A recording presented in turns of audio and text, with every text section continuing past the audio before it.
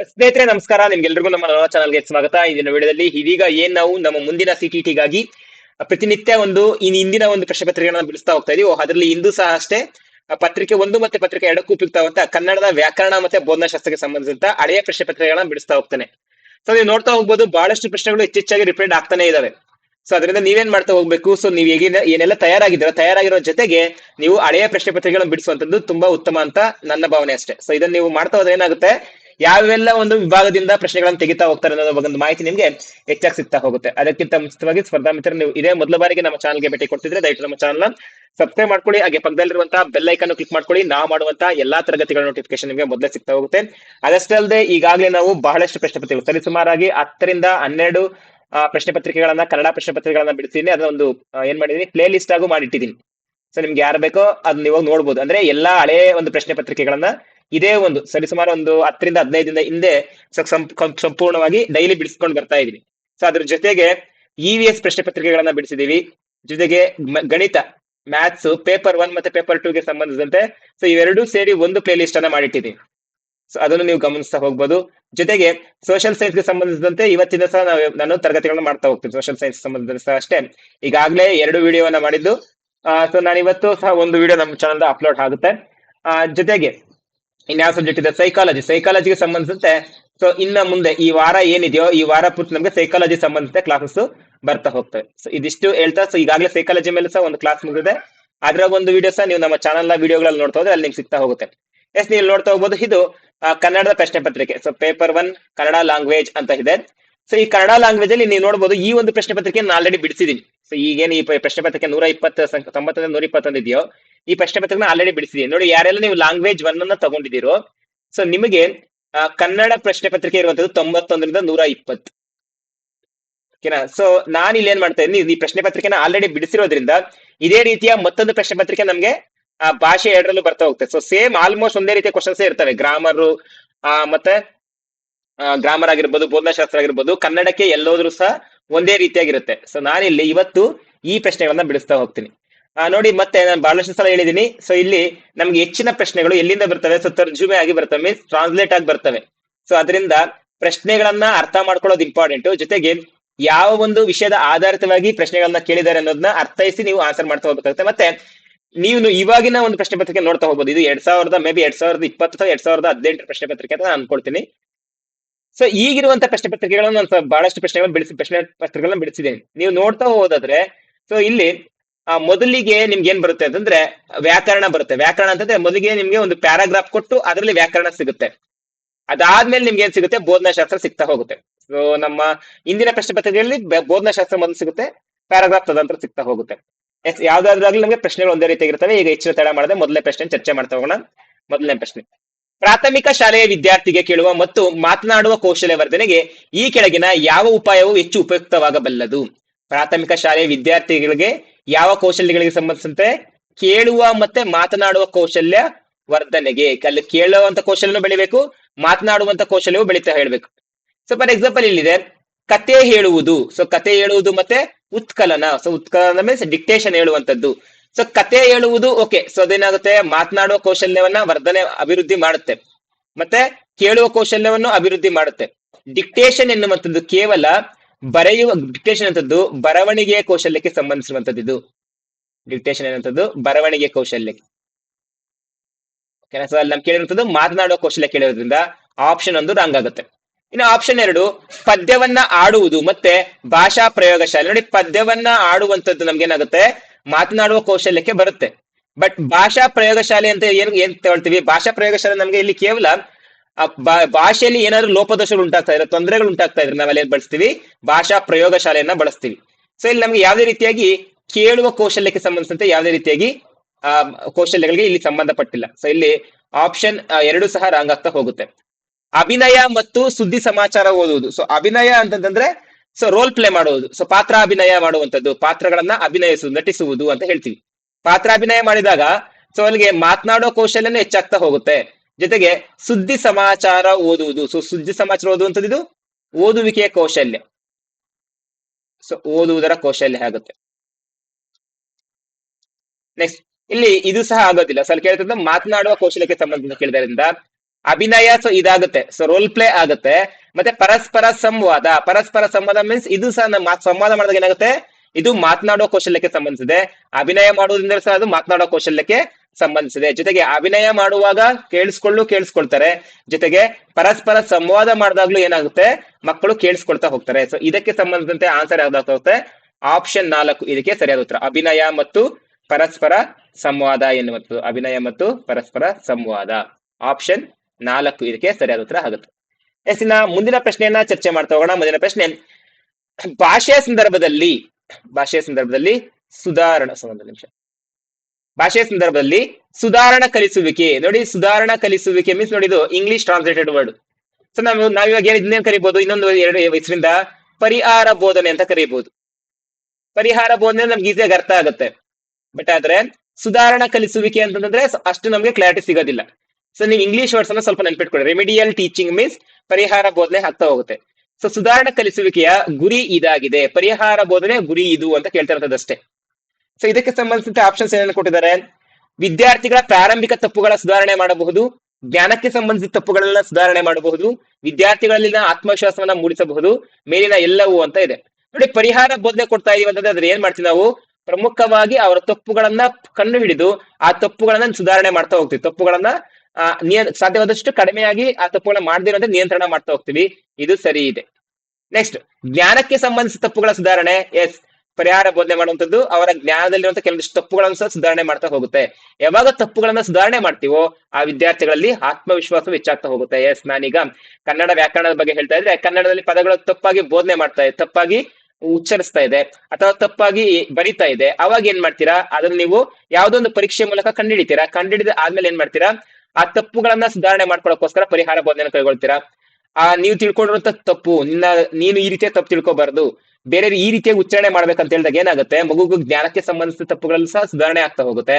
ಆಗ ವಿದ್ಯಾರ್ಥಿಗಳಲ್ಲಿ ಬೇರೆ ವಿದ್ಯಾರ್ಥಿಗಳಂತೆ ತಾನು ಸಹ ಉತ್ತಮವಾಗಿ ಕಲಿಯಬಲ್ಲೆ ಎನ್ನುವಂತ ಆತ್ಮವಿಶ್ವಾಸ ಮೂಡ್ತಾ ಹೋಗುತ್ತೆ. ಸೊ ಅದರಿಂದ ಆಪ್ಷನ್ 4 ಮೇಲಿನ ಎಲ್ಲವೂ ಇದಕ್ಕೆ ಸರಿಯಾದ ಉತ್ತರ ಆಗ್ತಾ ಹೋಗುತ್ತೆ. ಸ್ನೇಹಿತರೆ, ನಮ್ಮ ಒಂದು ತರಗತಿ ನಿಮ್ಗೆ ಇಷ್ಟ ಆಗ್ತದೆ, ಜಸ್ಟ್ ಈ ವಿಡಿಯೋಗೊಂದು ಲೈಕ್ ಅನ್ನ ನೀಡಿ. ಇದೇ ನೀವು ನಮಗೆ ಮಾಡುವಂತ ಸಹಾಯ ಅಷ್ಟೇ. ಎಸ್, ಇನ್ನ ಮುಂದಿನ ಪ್ರಶ್ನೆಯನ್ನ ಚರ್ಚೆ ಮಾಡ್ತಾ ಹೋಗೋಣ. ಮುಂದಿನ ಪ್ರಶ್ನೆ, ಭಾಷೆಯ ಸಾಮಾನ್ಯ ತಿಳುವಳಿಕೆಯನ್ನ ಮೌಲ್ಯಮಾಪನ ಮಾಡಲು ಯಾವ ಬಗೆಯ ಪ್ರಶ್ನೆಗಳು ಹೆಚ್ಚು ಸೂಕ್ತವಾಗಿದ್ದಾವೆ. ಭಾಷೆಯ ಸಾಮಾನ್ಯ ತಿಳುವಳಿಕೆ, ಸೊ ಜನರಲ್ ಆಗಿ ಅವರಿಷ್ಟೇ ಏನ್ ತಿಳ್ಕೊಂಡಿದ್ದಾರೆ ಅನ್ನೋದಕ್ಕೆ ಮೌಲ್ಯಮಾಪನ ಮಾಡೋದಕ್ಕೆ ಯಾವ ಬಗೆಯ ಪ್ರಶ್ನೆಗಳು ಸೂಕ್ತವಾಗಿದ್ದಾವೆ. ಸೊ ಸಂಕ್ಷಿಪ್ತ ಉತ್ತರ ಕೊಡುವ ರೀತಿಯವು, ದೀರ್ಘ ಉತ್ತರ ಕೊಡುವಂತಹವು, ಪ್ರಬಂಧ ಮಾದರಿಯವು, ವಸ್ತು ಮಾದರಿಯವು. ನೋಡಿ, ಸಾಮಾನ್ಯ ತಿಳುವಳಿಕೆ ಅಂತಂದ್ರೆ ಏನಂತಂದ್ರೆ, ಫಾರ್ ಎಕ್ಸಾಂಪಲ್, ನಿನ್ನ ಹೆಸರೇನು ಅಂತ ಕೇಳಿದಾಗ, ಸೊ ನೋಡಿ, ನಿನ್ನ ಹೆಸರೇನು ಅಂತ ಒಂದು ಹೆಸರು ಏನು ಅಂತ ಕೇಳಿದಾಗ, ಸೊ ಇಲ್ಲಿ ಯಾವ ಚಿಹ್ನೆ ಬಳಸಬೇಕು, ಸೊ ಅದೊಂದು ಸಾಮಾನ್ಯ ತಿಳುವಳಿಕೆ. ಸೊ ನಾನು ಇಲ್ಲಿ ಯಾವ ಚಿಹ್ನೆ ಬಳಸಬೇಕು, ಸೊ ಏನು ಅಂತ ಬಂದಾಗ ಏನ್ ಬಳಸ್ಬೇಕು, ನಾನು ಕ್ವಶನ್ ಮಾರ್ಕ್ ಅನ್ನ ಬಳಸಬೇಕು.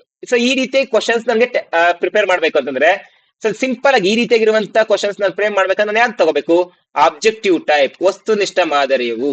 ಫಾರ್ ಎಕ್ಸಾಂಪಲ್, ಈಗ ಸೊ ನೀವೆಲ್ಲ ಏನ್ ಮಾಡ್ತಾ ಹೋಗ್ತೀವಿ, ಈಗ ಕನ್ನಡದಲ್ಲಿ ಎಷ್ಟು ಸ್ವರಗಳಿವೆ ಅನ್ನೋದು ತಿಳ್ಕೋಬೇಕು ಅಂತಂದ್ರೆ ಅವ್ನು ಸಿಂಪಲ್ ಆಗಿ ನಾವು 4 ಆಪ್ಷನ್ ಕೊಟ್ಟಿದೀವಿ ಅಂತಂದ್ರೆ ಏನಾಗುತ್ತೆ, ಮಗುವಿನ ತಿಳುವಳಿಕೆ ಬಗ್ಗೆ ಈಸಿಯಾಗಿ ಗೊತ್ತಾಗ್ಬಿಡುತ್ತೆ. ಪ್ರಬಂಧ ಮಾದರಿ ಅಂತಂದ್ರೆ ಭಾಷೆಯ ಬಗ್ಗೆ ಪ್ರಬಂಧ ಮಾದರಿ ಆಗ್ಬೋದು, ದೀರ್ಘ ಉತ್ತರ ಕೊಡುವಂತವು ಆಗ್ಬೋದು, ಸಂಕ್ಷಿಪ್ತ ಉತ್ತರ. ನೋಡಿ, ಇವು 3 ಸಹ ಅಷ್ಟೇ ಏನಾಗ್ತವೆ, ನಮ್ಗೆ ಭಾಷೆಯ ಬಗ್ಗೆ ಪಾಂಡಿತ್ಯವನ್ನು ಹೊಂದಿದೆ ಅಥವಾ ಭಾಷೆಯ ಬಗ್ಗೆ ಸಂಪೂರ್ಣ ಗೊತ್ತಾಗ್ಬೇಕು ಅಂತಂದ್ರೆ ಇದನ್ನ ನಾವು ತಿಳ್ಕೊಳ್ತಾ ಹೋಗ್ತೀವಿ. ಎಲ್ಲೆಲ್ಲಿ ತಪ್ಪುಗಳು ಮಾಡ್ತಾ ಇದ್ದಾರೆ ಮಗು, ವಾಕ್ಯದಲ್ಲಿ ತಪ್ಪು ಮಾಡ್ತಾ ಇದೆಯಾ, ಅಥವಾ ಪದಗಳನ್ನ ಬರವಣಿಗೆಯಲ್ಲಿ ಪದಗಳು ಬರ್ಕೋಬೇಕಾದ್ರೆ ತಪ್ಪು ಮಾಡ್ತಾ ಇದೆಯಾ ಅನ್ನೋದ್ರ ಬಗ್ಗೆ ತಿಳ್ಕೊಬೇಕಂದ್ರೆ ಇವು 3 ಆಗ್ತವೆ. ಬಟ್ ನಾವು ಸಾಮಾನ್ಯವಾಗಿ ಎಷ್ಟು ಏನ್ ತಿಳ್ಕೊಂಡಿದ್ದಾನೆ ತಿಳ್ಕೊಳ್ಳೋದಕ್ಕೆ ವಸ್ತುನಿಷ್ಠ ಮಾದರಿ, objective types, multiple choice questions ಆಗ್ಬೋದು, ಹೊಂದಿಸಿ ಬರೆಯಿರಿ ಆಗ್ಬೋದು, ಈ ರೀತಿ ಪ್ರಶ್ನೆಗಳನ್ನ ಕೊಟ್ಟಾಗ ಮಗುವಿನ ತಿಳುವಳಿಕೆ ಎಷ್ಟಿದೆ ಎಂಬುದರ ಬಗ್ಗೆ ನಮ್ಗೆ ಗೊತ್ತಾಗ್ತಾ ಹೋಗುತ್ತೆ. ಇದಿಷ್ಟು 123ನೇ ಪ್ರಶ್ನೆ ಬಗ್ಗೆ. ಸೊ ಇದಕ್ಕೆ ಸಂಬಂಧಿಸಿದ ಸರಿಯಾದ ಉತ್ತರ ಯಾವ್ದಾಗ್ತಾ ಹೋಗುತ್ತೆ, ಒಂದು ನಿಮಿಷ, ಇದಕ್ಕೆ ಸಂಬಂಧಿಸಿದಂತೆ ಆಪ್ಷನ್ 4, ವಸ್ತುನಿಷ್ಠ ಮಾದರಿಯವು, ಆಪ್ಷನ್ 4. ಎಸ್, ಇನ್ನ ಮುಂದಿನ ಪ್ರಶ್ನೆ ನೋಡ್ತಾ ಹೋಗೋಣ. ಮುಂದಿನ ಪ್ರಶ್ನೆ, ಇದನ್ನ ಸ್ವಲ್ಪ ಕ್ಲಿಯರ್ ಮಾಡ್ತೀನಿ, ಏನಕ್ಕೆ ಅಂತಂದ್ರೆ ಸೊ ನಿಮ್ಗೆ ಕನ್ಫ್ಯೂಷನ್ ಆಗುವಂತದ್ದು ಬೇಡ. ಎಸ್, ಈಗ ಇನ್ನ 124ನೇ ಪ್ರಶ್ನೆಯನ್ನ ಬಿಡಿಸ್ತಾ ಹೋಗೋಣ.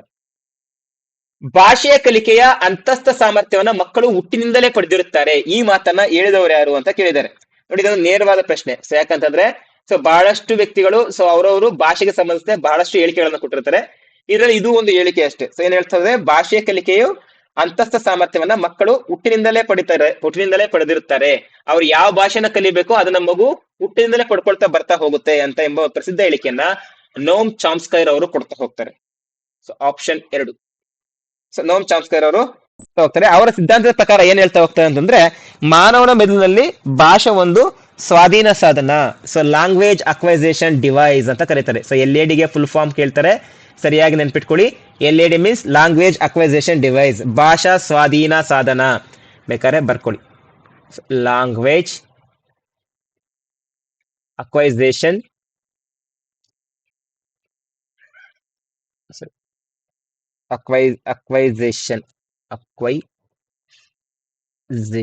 Language acquisition device. ಯಾಕಂದ್ರೆ ನಿಮ್ಗೆ ಈ ಕನ್ನಡದಲ್ಲಾದ್ರೂ ಕೇಳ್ಬೋದು, ಇಂಗ್ಲಿಷ್ ಅಲ್ಲಾದ್ರೂ ನಿಮ್ಗೆ ಒಂದು ಫುಲ್ ಫಾರ್ಮ್ ಅನ್ನ ಕೇಳ್ತಾರೆ. ಅಥವಾ ಇದು ಇನ್ನೊಂದು ಹೇಳ್ಬೋದು, ಭಾಷಾ ಸ್ವಾಧೀನ ಸಾಧನ ಅಂತ ಕರಿತೀವಿ LAD. ಸೊ ಇವ್ರ ಪ್ರಕಾರ ಏನ್ ಹೇಳ್ತಾರೆ, ಮಾನವನ ಮೆದುಳಿನಲ್ಲಿ ಭಾಷಾ ಸ್ವಾಧೀನ ಸಾಧನ ಇರುತ್ತೆ. ಸೊ ಈ ಒಂದು ಅಕ್ವೈಸೇಷನ್ ಡಿವೈಸ್ ಇರುತ್ತೆ. ಇದು ಮಕ್ಕಳಿಗೆ ಯಾವುದೇ ರೀತಿಯಾಗಿ ನಾವು ಏನೋ ಅವ್ರಿಗೆ ಹೇಳ್ಕೊಡದೇ ಇದ್ರು ಸಹ ಮಕ್ಳು ಏನ್ ಮಾಡ್ತಾರೆ, ತಮ್ಮ ದಿನನಿತ್ಯದ ತಮ್ಮ ಹಿರಿಯರನ್ನ ನೋಡಿ ಅದನ್ನ ಏನ್ ಮಾಡ್ತಾ ಹೋಗುತ್ತೆ, ಅದರಿಂದಾನೇ ಕಲಿತಾ ಹೋಗುತ್ತೆ. ಸೊ ಹಿರಿಯರು ಏನಾದ್ರು ನುಡಿತಾ ಇದ್ರೆ ಅದೇ ಭಾಷೆಯನ್ನು ಸಹ ಆ ಮಕ್ಕಳು ಸಹ ಕಲಿತಾ ಹೋಗ್ತಾರೆ.